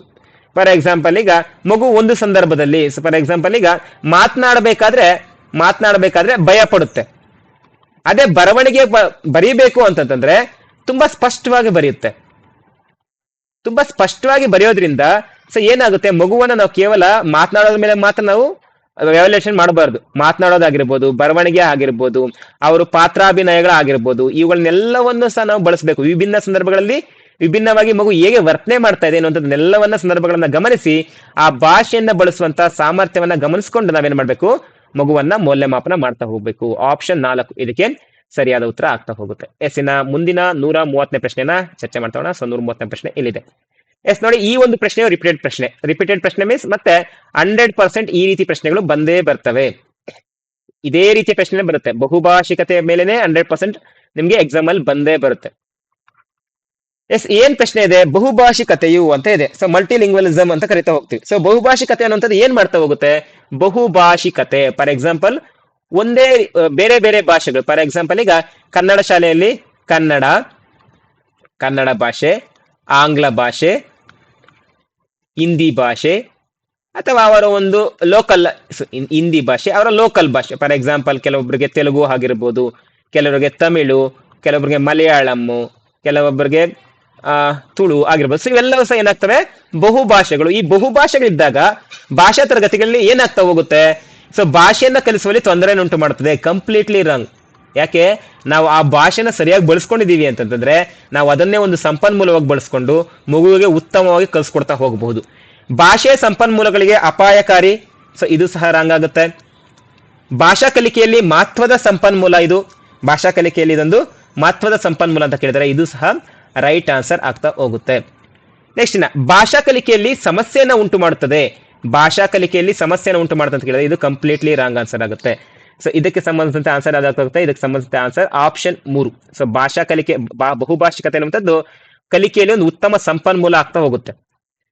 ಎಸ್, ಇನ್ನ ಮುಂದಿನ ಪ್ರಶ್ನೆಯನ್ನ ಚರ್ಚೆ ಮಾಡ್ತಾ ಹೋಗೋಣ. ಮುಂದಿನ ಪ್ರಶ್ನೆ, ಭಾಷೆಯ ಪ್ರಾಥಮಿಕ ಸ್ವರೂಪವು ಸಾಂಕೇತಿಕ ಭಾಷೆಯಾಗಿದೆ, ವ್ಯಾಕರಣವಾಗಿದೆ, ಬರಹದ ಭಾಷೆಯಾಗಿದೆ, ಮೌಖಿಕ ಭಾಷೆಯಾಗಿದೆ ಅಂತ ಕೇಳಿದರೆ ಭಾಷೆಯ ಪ್ರಾಥಮಿಕ ಸ್ವರೂಪ ಎಂತ ಸ್ವರೂಪ ಆಗಿದೆ. ಸೊ ಭಾಷೆ ಎನ್ನುವಂಥದ್ದು ನಮಗೆ ಮೌಖಿಕ ಭಾಷೆಯಾಗಿದೆ. ಪ್ರಾಥಮಿಕ ಸ್ವರೂಪ ಆದರೆ ಯಾವ್ದಾಗುತ್ತೆ, ಮೌಖಿಕ ಸ್ವರೂಪ. ಸೊ ನೇರವಾಗಿ ನಾವು ಹೆಚ್ಚಾಗಿ ಇದು ಬರಹದ ಭಾಷೆಯಲ್ಲ. ಭಾಷೆ ಎನ್ನುವಂಥದ್ದು ಅದರ ಸ್ವರೂಪ ಮೊದಲಿಗೆ, ಫಾರ್ ಎಕ್ಸಾಂಪಲ್, ಈಗ ನೀವು ಯಾವುದೋ ಒಂದು ಭಾಷೆಯನ್ನು ತಗೊಳ್ಳಿ, ತುಳು ತಗೊಳ್ಳಿ ಅಥವಾ ಯಾವುದಾದ್ರೂ ಒಂದು ಭಾಷೆ, ಆ ಭಾಷೆ ಮೊದಲಿಗೆ ನಾವು ಬರ್ಬೇಕು. ಭಾಷೆ ಸ್ವರೂಪ ಹೇಗಿರುತ್ತೆ ಅಂದ್ರೆ ಮಾತನಾಡಬೇಕು ಮೊದಲಿಗೆ ಅದು ಮೌಖಿಕ ಭಾಷೆಯಾಗಿ ಬರುತ್ತೆ. ಅದಾದ್ಮೇಲೆ ಅದಕ್ಕೆ ಏನ್ ಕಲಿಸ್ತಾರೆ, ಅದಕ್ಕೊಂದು ಸಾಂಕೇತಿಕ ಭಾಷೆನೋ ಬರಹದ ಭಾಷೆಯಾಗಿ ಅದು ಪರಿವರ್ತನೆ ಆಗ್ತಾ ಹೋಗುತ್ತೆ. ಸೊ ಆಪ್ಷನ್ 4 ಇದಕ್ಕೆ ಸರಿಯಾದ ಉತ್ತರ ಆಗ್ತಾ ಹೋಗುತ್ತೆ. ಮೌಖಿಕ ಭಾಷೆಯು ಮೂಲಭೂತ ಮತ್ತು ಪ್ರಾಥಮಿಕ ಒಂದು ರೂಪ ಆಗಿರುತ್ತೆ. ನಂತರ ಏನ್ ಬರ್ತವೆ, ನಂತರ ಬರವಣಿಗೆಗಳು, ಸಾಂಕೇತಿಕ ರೂಪಗಳು ಬರ್ತಾ ಹೋಗ್ತವೆ. ಸೊ ಆಪ್ಷನ್ 4 ಇದಕ್ಕೆ ಸರಿಯಾದ ಉತ್ತರ ಆಗ್ತಾ ಹೋಗುತ್ತೆ. ಮುಂದಿನ ಪ್ರಶ್ನೆ, ಪ್ರಾಥಮಿಕ ಘಟ್ಟದಲ್ಲಿ ಕಥೆಯ ಹಾಗೂ ಕವನಗಳಲ್ಲಿ ಯಾವ ಬಗೆಯು ನಿಮ್ಮ ಪ್ರಕಾರ ಅತ್ಯಂತ ಮಹತ್ವದ್ದಾಗಿದೆ ಅಂತ ಕೇಳಿದ್ದಾರೆ. ಪ್ರಾಥಮಿಕ ಘಟ್ಟದಲ್ಲಿ ಕಥೆಯ ಹಾಗೂ ಕವನಗಳಲ್ಲಿ ಯಾವ ಬಗೆಯು ನಿಮ್ಮ ಪ್ರಕಾರ, ಸೊ ನಿನ್ನ ಪ್ರಕಾರ ಯಾವುದು ಮಹತ್ವದ್ದಾಗಿದೆ ಅಂತ ಕೇಳಿದ್ದಾರೆ. ಯಾವುದ್ರ ಬಗ್ಗೆ, ಕತೆ ಮತ್ತೆ ಕವನಗಳ ಬಗ್ಗೆ. ಸೊ ಮತ್ತೆ ಕತೆ ಮತ್ತೆ ಕವನಗಳು ಏನ್ ಮಾಡ್ತಾ ಹೋಗ್ತವೆ, ಮಗುವಿನಲ್ಲಿ ಸೃಜನಶೀಲತೆಯನ್ನು ಉಂಟು ಮಾಡ್ತಾ ಹೋಗ್ತವೆ. ಮಗುವಿಗೆ ಮಾತನಾಡುವ ಕೌಶಲ್ಯ ಅಥವಾ ಒಂದು ಸಂದರ್ಭಕ್ಕೆ ತಕ್ಕಂತೆ ಮಾತನಾಡುವಂತಹ ವಿಷಯಗಳ ಬಗ್ಗೆ ಸೊ ನಮ್ಗೆ ಈಸಿಯಾಗಿ ಗೊತ್ತಾಗ್ತಾ ಹೋಗುತ್ತೆ. ಸೊ ಇದಕ್ಕೆ ಸಂಬಂಧಿಸಿದಂತೆ ಆನ್ಸರ್ ಏನಾಗಿದೆ ಒಂದೊಂದನ್ನೇ ನೋಡ್ತಾ ಹೋಗೋಣ. ಅವುಗಳು ಮೌಲ್ಯಗಳನ್ನ ಉದ್ದೇಶಿಸುಗಳಂತ ಆಗಿರಬೇಕು. ನೋಡಿ, ಕತೆ ಮತ್ತೆ ಕವನಗಳಲ್ಲಿ ಯಾವಾಗ್ಲೂ ಮೌಲ್ಯಗಳು ಇರಲೇಬೇಕು ಅನ್ನೋದೇನಿಲ್ಲ. ಸೊ ಈ ಕತೆ ಮತ್ತೆ ಕವನಗಳು ಮಗುವಿನ ಬರವಣಿಗೆ ಅಥವಾ ಮಗುವಿನ ಬರವಣಿಗೆಯನ್ನ ಅಥವಾ ಸೃಜನಶೀಲತೆಯನ್ನ ಉಂಟು ಮಾಡುವಂತಹದ್ದು ಆಗಿರಬಹುದು. ಸೊ ಯಾವಾಗಲೂ ಅವುಗಳು ಮೌಲ್ಯಗಳನ್ನ ಉದ್ದೇಶಿಸುವಂತವುಗಳೇ ಆಗಿರ್ಬೇಕು ಅನ್ನೋಂಥದ್ದು ಕಂಪ್ಲೀಟ್ಲಿ ರಾಂಗ್ ಸ್ಟೇಟ್ಮೆಂಟ್ ಆಗುತ್ತೆ. ನೆಕ್ಸ್ಟ್, ಕವನಗಳು ಮತ್ತು ಕಥೆಗಳು ಶಬ್ದಕೋಶಗಳಲ್ಲಿ ಶ್ರೀಮಂತರಾಗಿರ್ಬೇಕು. ನೋಡಿ, ಒಬ್ಬ ಕತೆ ಹೇಳ್ತಾ ಇದ್ದಾನೆ ಅಥವಾ ಒಂದು ಕವನಗಳು ಬರೀತಾ ಇದ್ದಾನೆ ಅಂತಂದ್ರೆ ಅವ್ರು ತುಂಬಾ ಒಂದು ಪರ್ಟಿಕ್ಯುಲರ್ ಲ್ಯಾಂಗ್ವೇಜ್ ಕನ್ನಡದಲ್ಲೇ ಅವ್ರು ಹೆಚ್ಚಿನ ಒಂದು ಶಬ್ದಕೋಶವನ್ನ ಬಳಸಿ ಆ ಪದಗಳು ಶ್ರೀಮಂತವಾಗಿರುವಂತಹ ರೀತಿಯಲ್ಲಿ ಬಳಸಬೇಕು ಅಂತ ಹೇಳಿದರೆ ಸೊ ಇದು ಕಂಪ್ಲೀಟ್ಲಿ ರಾಂಗ್ ಆಗುತ್ತೆ. ಅವರು ಸರಳ ಪದಗಳನ್ನೇ ಬಳಸಲಿ, ಸರಳ ಪದಗಳನ್ನ ಬಳಸಿ ಕವನಗಳನ್ನ ತಯಾರು ಮಾಡಬಹುದು, ಕಥೆಗಳನ್ನ ಸರಳ ಕಥೆಗಳನ್ನ ಹೇಳ್ತಾ ಹೋಗ್ಬೋದು. ಅಲ್ಲಿರುವಂತಹ ಎಲ್ಲಾ ಪದಗಳು ಶ್ರೀಮಂತವಾಗಿರಬೇಕು, ಕಥೆಗಳು ಶಬ್ದಕೋಶಗಳಲ್ಲಿ ಶ್ರೀಮಂತವಾಗಿರ್ಬೇಕನ್ನುವಂಥದ್ದು ಕಂಪ್ಲೀಟ್ಲಿ ರಾಂಗ್ ಆನ್ಸರ್ ಆಗುತ್ತೆ. ಅನೇಕ ಮಾತ್ರದ ಹೆಸರುಗಳು ಹಾಗೂ ಘಟನೆಗಳು ಪುನರಾವರ್ತನೆಗೊಳ್ಳುವಂತಿರಬೇಕು ಅಂತ ಕೇಳಿದ್ದಾರೆ. ಸೊ ಅನೇಕ ಮಾತ್ರದ ಹೆಸರುಗಳು ಹಾಗೂ ಘಟನೆಗಳು ಪುನರಾವರ್ತನೆಗೊಳ್ಳುವಂತಿರಬೇಕು. ಸೊ ಇದೊಂದು 50-50 ಆನ್ಸರ್ ಅಂತ ಹೇಳ್ಬೋದು. ಯಾಕೆ? ಸೊ ಕಥೆ ಮತ್ತೆ ಕವನಗಳಲ್ಲಿ ಸೊ ಪ್ರಾಥಮಿಕ ಘಟ್ಟದಲ್ಲಿ ಸೊ ಅವರಿಗೆ ಅನೇಕ ಮಹತ್ವದ ಹೆಸರುಗಳು ಮತ್ತೆ ಘಟನೆಗಳು ಪುನರಾವರ್ತನೆಗೊಳ್ತಾ ಇದ್ರೆ ಸೊ ಅವ್ರು ಅದನ್ನ ಏನ್ ಮಾಡ್ತಾ ಹೋಗ್ತಾರೆ, ಅದನ್ನ ಗ್ರಹಿಕೆಗೆ ಸಹಾಯ ಆಗ್ತಾ ಹೋಗುತ್ತೆ, ಮತ್ತೆ ನೆನಪಿಟ್ಕೊಳ್ಳೋಕ್ಕೂ ಸಹ ಸಹಾಯ ಆಗ್ತಾ ಹೋಗುತ್ತೆ. ಎಸ್, ನೆಕ್ಸ್ಟ್, ಮಹತ್ವದ ಬರಹಗಾರರ ಕವನಗಳು ಅಥವಾ ಕಥೆಗಳು ಇರಬೇಕು. ಸೊ ಇದು ಕಂಪ್ಲೀಟ್ಲಿ ರಾಂಗ್. ಏನಕ್ಕೆ? ಮಹತ್ವದ ಬರಹಗಾರ ಕವನಗಳು ಅಥವಾ ಕಥನಗಳು ಇರಬೇಕು, ಅವ್ರ ರೀತಿಯಾಗಿರ್ಬೇಕು. ಪ್ರಾಥಮಿಕ ಘಟ್ಟದಲ್ಲಿ ಕಥೆ ಮತ್ತೆ ಕವನಗಳು ಸೊ ಯಾವ ರೀತಿಯಾಗಿರ್ಬೇಕು, ಮಹತ್ವದ ಬರಹಗಾರರು ಬರೆದಂತ ಕವನಗಳು ಮತ್ತೆ ಕಥೆಗಳು ಇರಬೇಕಂತ ಕಂಪ್ಲೀಟ್ಲಿ ರಾಂಗ್. ಪ್ರಾಥಮಿಕ ಘಟ್ಟದಲ್ಲಿ ಇರೋದ್ರಿಂದ ಅವ್ರಿಗೊಂದು ಸರಳ ರೂಪದಲ್ಲಿ ಇದ್ರೆ ಸಾಕು. ಆ ಸರಳ ರೂಪದಲ್ಲಿರುವಂತದ್ದು ಹೇಗಿರಬೇಕು, ಅನೇಕ ಮಹತ್ವದ ಹೆಸರುಗಳು ಮತ್ತೆ ಘಟನೆಗಳನ್ನ ಪುನರಾವರ್ತನೆಗೊಳ್ಳುವಂತೆ ಇದ್ರೆ ಸೊ ಮಗು ಏನ್ ಮಾಡ್ಬೋದು, ಸುಲಭವಾಗಿ ಅದನ್ನ ಅರ್ಥೈಸುವಂತಿರ್ಬೋದು, ಮತ್ತೆ ಸುಲಭವಾಗಿ ಅದು ಗ್ರಹಿಕೆ ಮಾಡಕ್ ಹೋಗುತ್ತೆ, ಮತ್ತೆ ನೆನಪಿಟ್ಕೊಳ್ಳೋದಕ್ಕದು ಸಹಾಯ ಮಾಡ್ತಾ ಹೋಗುತ್ತೆ. ಮುಂದಿನ ಪ್ರಶ್ನೆ, ಭಾಷೆಯಲ್ಲಿ ವ್ಯಾಕರಣದ ಕಲಿಸುವಿಕೆಯು ಡ್ಯಾಶ್ ಸುಧಾರಿಸುವಲ್ಲಿ ಸಹಾಯ ಮಾಡುತ್ತದೆ. ನಿರ್ದಿಷ್ಟತೆ ಮತ್ತು ಶುದ್ಧತೆ, ನಿರರ್ಗಳತೆ, ಸಂಖ್ಯಾತ್ಮಕತೆ, ಸಾಕ್ಷರತೆ ಅಂತ ಇದೆ. ಭಾಷೆಯಲ್ಲಿ ವ್ಯಾಕರಣವನ್ನ ಕಲಿಸೋದ್ರಿಂದ ಏನ್ ಸುಧಾರಿಸುತ್ತೆ ಅಂತ ಕೇಳ್ತಾ ಇರುವಂತದ್ದು. ಏನ್ ಸುಧಾರಿಸ್ತಾ ಹೋಗುತ್ತೆ? ಸೊ ನಮ್ಗಿಲ್ಲಿ ನೋಡಿ, ವ್ಯಾಕರಣ ಚೆನ್ನಾಗಿ ಹೇಳ್ಕೊಟ್ಟಿದೀವಿ ಮಗುವಿಗೆ ಅಂತಂದ್ರೆ ವ್ಯಾಕರಣ ಆ ಭಾಷೆ ನಿರ್ದಿಷ್ಟತೆ ಕಡೆಗೆ ಹೋಗುತ್ತೆ. ನಿರ್ದಿಷ್ಟತೆ ಮೀನ್ಸ್ ಅಕ್ಯುರೇಸ್ ಆಗಿ ಯೂಸ್ ಮಾಡುತ್ತೆ, ಅಕ್ಯುರೇಟ್ ಆಗಿ ಯೂಸ್ ಮಾಡುತ್ತೆ. ಯಾವ ಸಂದರ್ಭದಲ್ಲಿ ಯಾವ ಪದಗಳನ್ನ ಯೂಸ್ ಮಾಡ್ಬೇಕನ್ನೋದನ್ನ ಅಕ್ಯುರೇಟ್ ಆಗಿ ಯೂಸ್ ಮಾಡ್ತಾ ಹೋಗುತ್ತೆ. ಮತ್ತೆ ಭಾಷೆಯು ಶುದ್ಧವಾಗಿಯೂ ಇರುತ್ತೆ. ಸೊ ಇದು ಸಹ ಏನಾಗಿದೆ, ಇದು ಕಂಪ್ಲೀಟ್ಲಿ ರೈಟ್ ಆನ್ಸರ್ ಆಗಿದೆ. ಸೊ ವ್ಯಾಕರಣಕ್ಕೂ ನಿರರ್ಗಳತೆಗೂ ಸಂಬಂಧವಿಲ್ಲ, ಸೊ ಕಂಪ್ಲೀಟ್ಲಿ ರಾಂಗ್ ಆಗುತ್ತೆ. ಮತ್ತೆ ಸಂಖ್ಯಾತ್ಮಕತೆಗೂ ವ್ಯಾಕರಣಕ್ಕೂ ಸಂಬಂಧವಿಲ್ಲ, ಸಾಕ್ಷರತೆಗೂ ವ್ಯಾಕರಣಕ್ಕೂ ಯಾವುದೇ ರೀತಿಯಾಗಿ ಸಂಬಂಧವಿಲ್ಲ. ಓಕೆನಾ? ಸೊ ಇವು ಮೂರು ಈಸಿಯಾಗಿ ಐಡೆಂಟಿಫೈ ಮಾಡ್ಬೋದು. ಸೊ ವ್ಯಾಕರಣ ಕಲಿಸೋದ್ರಿಂದ ಏನಾಗುತ್ತೆ, ಮಗುವಿನಲ್ಲಿ ಅಕ್ಯುರೇಸಿ ಬೆಳೀತಾ ಹೋಗುತ್ತೆ, ಜೊತೆಗೆ ಶುದ್ಧವಾಗಿ ಭಾಷೆಯನ್ನ ಬಳಸ್ತಾ ಹೋಗುತ್ತೆ. ಆಪ್ಷನ್ 1 ಇದಕ್ಕೆ ಸರಿಯಾದ ಉತ್ತರ ಆಗ್ತಾ ಹೋಗುತ್ತೆ. ಎಸ್, ಇನ್ನು ಮುಂದಿನ ಪ್ರಶ್ನೆ, ಬರವಣಿಗೆಯ ಸಂಪ್ರದಾಯದಲ್ಲಿ ಇವು ಒಳಗೊಳ್ಳುತ್ತವೆ ಅಂತ ಕೇಳಿದ್ದಾರೆ. ಬರವಣಿಗೆಯ ಸಂಪ್ರದಾಯದಲ್ಲಿ ಇವು ಒಳಗೊಳ್ಳುತ್ತವೆ. ಸೊ ಯಾವ ಬರವಣಿಗೆಗೆ ಸಂಬಂಧಿಸಿವೆ ಎನ್ನುವಂತ ಮಾಹಿತಿಯನ್ನ ಕೇಳ್ತಾ ಇರುವಂತದ್ದು. ಯಾವ್ದಾಗ್ತಾ ಹೋಗುತ್ತೆ? ಕಥೆ, ಕಲ್ಪನೆಗಳು ಅಥವಾ ವಿಚಾರಗಳು, ಕಲ್ಪನೆ, ಸರಿಯಾದ ಚಿಹ್ನೆಗಳ ಪ್ರಯೋಗ, ಒಳ್ಳೆಯ ಶಬ್ದಾವಳಿ. ನೋಡಿ, ಶಬ್ದಕೋಶ ಎನ್ನುವಂಥದ್ದು ಬರವಣಿಗೆಯ ಸಂದರ್ಭಕ್ಕೆ ಬರೋದಿಲ್ಲ. ಸೊ ಓದುವ ಸಂದರ್ಭದಲ್ಲಿ ಒಳ್ಳೆಯ ವ್ಯಾಕ್ಯಾಬುಲರಿಯನ್ನ ಯೂಸ್ ಮಾಡಬೇಕು. ಇಲ್ಲಿ ಬರವಣಿಗೆ ಕೇಳೋದ್ರಿಂದ ಇದು ಕಂಪ್ಲೀಟ್ಲಿ ರಾಂಗ್ ಆಗುತ್ತೆ. ಕಲ್ಪನೆ, ಇಮ್ಯಾಜಿನೇಷನ್ ಬರವಣಿಗೆಯ ಸಂಪ್ರದಾಯದಲ್ಲಿ, ಸೊ ಸಂಪ್ರದಾಯದಲ್ಲಿ ಅಂತ ಹೇಳ್ತಾ ಇರೋದ್ರಿಂದ ಸೊ ಇದೇನಾಗ್ತಾ ಹೋಗುತ್ತೆ, ಕಂಪ್ಲೀಟ್ಲಿ ರಾಂಗ್ ಆಗ್ತಾ ಹೋಗುತ್ತೆ. ಇವೆಲ್ಲ ಯಾಂತ್ರಿಕ ಅಂಶಗಳು. ಕಥೆಯ ಕಲ್ಪನೆ ಹಾಗೂ ವಿಚಾರಗಳು ಸಹ ಆಗೋದಿಲ್ಲ. ಸೊ ನಮಗೆ ಬರವಣಿಗೆಯ ಸಂಪ್ರದಾಯದಲ್ಲಿ ಸರಿಯಾದ ಚಿಹ್ನೆಗಳನ್ನ ಪ್ರಯೋಗ ಮಾಡುವಂಥದ್ದು ಸರಿಯಾದ ಉತ್ತರ ಆಗ್ತಾ ಹೋಗುತ್ತೆ. ಬರವಣಿಗೆಯ ಸಂಪ್ರದಾಯಗಳು, ಸೊ ರೈಟಿಂಗ್ ಕನ್ವೆನ್ಷನ್ಸ್ ಅಂತ ಕರಿತಾ ಹೋಗ್ತೀವಿ. ಮುಖ್ಯವಾಗಿ ಈ ವಿರಾಮ ಚಿಹ್ನೆಗಳು ಆಗಿರ್ಬೋದು, ಕಾಗುಣಿತ ಆಗಿರ್ಬೋದು, ಈ ವ್ಯಾಕರಣದಂತಹ ಯಾಂತ್ರಿಕ ಅಂಶಗಳನ್ನ ಒಳಗೊಂಡಿರುತ್ತೆ. ಲಿಖಿತ ಸಂವಹನನ ಇವೇನ್ ಮಾಡ್ತವೆ, ಸ್ಪಷ್ಟವಾಗಿ ಮತ್ತೆ ಅರ್ಥವಾಗುವಂತೆ ಇವು ಮಾಡ್ತಾ ಹೋಗ್ತವೆ. ಇನ್ನ ಈ ಕಥೆ ಕಲ್ಪನೆಗಳು ಅಥವಾ ವಿಚಾರಗಳಾಗಿರ್ಬೋದು ಕಥೆ ವಿಚಾರಗಳಾಗಿರ್ಬೋದು ಅಥವಾ ಇಲ್ಲಿ ಕಲ್ಪನೆಗಳಾಗಿರ್ಬೋದು, ಒಳ್ಳೆಯ ಶಬ್ದಾವಳಿಗಳಾಗಿರ್ಬೋದು, ಇವ್ಯಾವು ಸಹ ಸಾಂಪ್ರದಾಯಿಕ ಒಂದು ವಿಧಾನಗಳು ಅಲ್ಲ. ಸೊ ಆಪ್ಷನ್ 3 ಇದಕ್ಕೆ ಸರಿಯಾದ ಉತ್ತರ ಆಗ್ತಾ ಹೋಗುತ್ತೆ. ಎಸ್, ಇನ್ನ ಮುಂದಿನ ಪ್ರಶ್ನೆ ಏನಿದೆ, ಮುಂದಿನ ಪ್ರಶ್ನೆ, ಭಾಷೆಯಲ್ಲಿ ಮೌಲ್ಯಮಾಪನದ ಮುಖ್ಯ ಉದ್ದೇಶವು ಇದಾಗಿರಬೇಕು. ಸೊ ಮೌಲ್ಯಮಾಪನ, ಸೊ ಇದು ಸಹ ರಿಪೀಟೆಡ್ ಕ್ವಶನ್, ಎವಾಲ್ಯುವೇಷನ್ಗೆ ಸಂಬಂಧಿಸಿದಂತ ರಿಪೀಟೆಡ್ ಕ್ವಶನ್ ಇದಾಗಿದೆ. ಸೊ ಇದಕ್ಕೆ ಸಂಬಂಧಿಸಿದಂತೆ ಸೊ ಏನಾಗ್ತಾ ಹೋಗುತ್ತೆ, ಇದು ಮೌಲ್ಯಮಾಪನ ಏನ್ ಮಾಡುತ್ತೆ, ಇದ್ರ ಉದ್ದೇಶ ಯಾವ್ದಾಗಿರ್ಬೇಕು, ಕಲಿಯುವವರ ತಪ್ಪುಗಳನ್ನ ಕಂಡುಹಿಡಿಯುವಂತದ್ದ.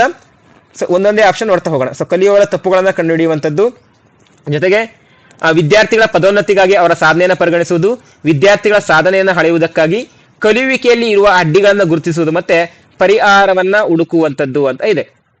ಕಲಿಯುವವರ ತಪ್ಪುಗಳನ್ನ ಕಂಡು ಹಿಡಿಯುವಂತದ್ದು. ನೋಡಿ, ಮೌಲ್ಯಮಾಪನದ ಉದ್ದೇಶ ತಪ್ಪುಗಳನ್ನ ಕಂಡು ಹಿಡಿಯೋದು ಆಗಿರಬಾರ್ದು. ಸೊ ಅವುಗಳ ಏನ್ ಮಾಡ್ತಾ ಹೋಗ್ಬೇಕು, ಆ ತಪ್ಪುಗಳನ್ನು ತಿದ್ದುವಂತ ರೀತಿಯಲ್ಲಿ ಆ ಮೌಲ್ಯಮಾಪನ ಮುಖಾಂತರ ಕಂಡು ಹಿಡಿದು ಅವನ್ನ ಪರಿಹಾರ ಬೋಧನೆ ಮುಖಾಂತರ ತಿದ್ದುತ್ತಾ ಹೋಗ್ತೀವಿ. ತಪ್ಪುಗಳನ್ನ ಕಂಡು ಹಿಡಿಯುವುದೇ ಮೌಲ್ಯಮಾಪನದ ಉದ್ದೇಶ ಆಗಿರಬಾರ್ದು. ವಿದ್ಯಾರ್ಥಿಗಳನ್ನ ಪ್ರಮೋಷನ್ ಮಾಡೋಕ್ಕೋಸ್ಕರ ಆ ಒಂದು ಮೌಲ್ಯಮಾಪನ ಮಾಡ್ಬೇಕನ್ನುವಂಥದ್ದು ಸಹ ಕಂಪ್ಲೀಟ್ಲಿ ರಾಂಗ್ ಆಗುತ್ತೆ. ಜೊತೆಗೆ ವಿದ್ಯಾರ್ಥಿಗಳ ಸಾಧನೆಗಳನ್ನ ಅಳೆಯೋದಕ್ಕೆ ಮಾತ್ರ ಮೌಲ್ಯಮಾಪನ ಮಾಡುವಂಥದ್ದು ತಪ್ಪಾಗುತ್ತೆ. ಕೇವಲ ಮಗು 100ಕ್ಕೆ 100 ಅಂಕ ಮಾತ್ರ ತಗೊಳುತ್ತೆ, ಅದರಿಂದ ಅವನ್ನ ಸೊ ನೆಕ್ಸ್ಟ್ ಸೆಷನ್ ಪ್ರಮೋಟ್ ಮಾಡಬೇಕು ಸೊ ಎನ್ನುವಂಥ ಉದ್ದೇಶ ಕೇವಲ ಏನಕ್ಕಾಗುತ್ತೆ, ಅವ್ರನ್ನ ಸಾಧನೆಯನ್ನ ಅಳೆಯೋದಕ್ಕೆ ಮಾತ್ರ ಮೌಲ್ಯಮಾಪನ ಮಾಡುವಂಥದ್ದು ಕಂಪ್ಲೀಟ್ಲಿ ರಾಂಗ್ ಆಗುತ್ತೆ. ಸೊ ಯಾವ್ದು ಸರಿಯಾದ ಉತ್ತರ, ಭಾಷಾ ಕಲಿಕೆಯಲ್ಲಿ ಸೊ ಮೌಲ್ಯಮಾಪನದ ಒಂದು ಪ್ರಾಥಮಿಕ ಉದ್ದೇಶ ಏನು ಅಂತಂದ್ರೆ ಕಲಿಯುವಿಕೆಯಲ್ಲಿ ಇರುವಂತಹ ಅಡ್ಡಿಗಳನ್ನು ಗುರುತಿಸುವಂತದ್ದು. ಇದೇ ಒಂದು ವಿಷಯಕ್ಕೆ ಸಂಬಂಧ ಹೇಳಿದೆ.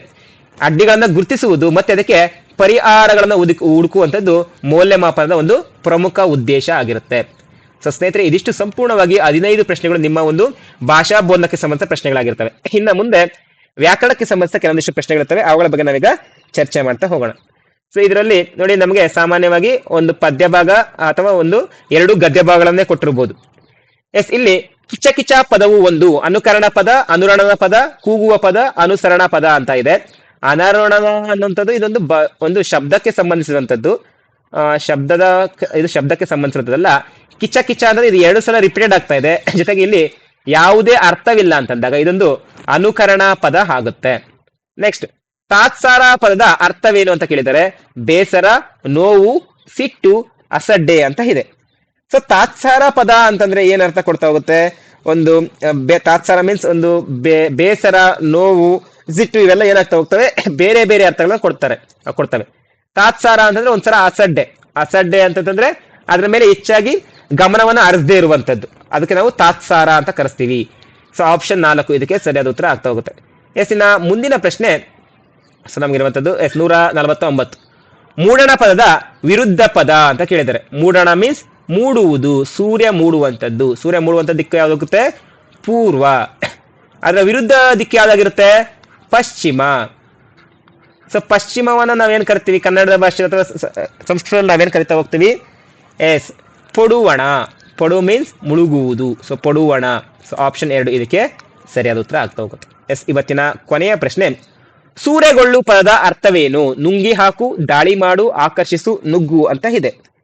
ಸೊ ಸೂರೆಗೊಳ್ಳು ಎನ್ನುವಂತ ಪದದ ಅರ್ಥ ಏನಂತಂದ್ರೆ ಆಕರ್ಷಿಸು ಎನ್ನುವಂತ ಅರ್ಥವನ್ನ ಕೊಡ್ತಾ ಹೋಗುತ್ತೆ.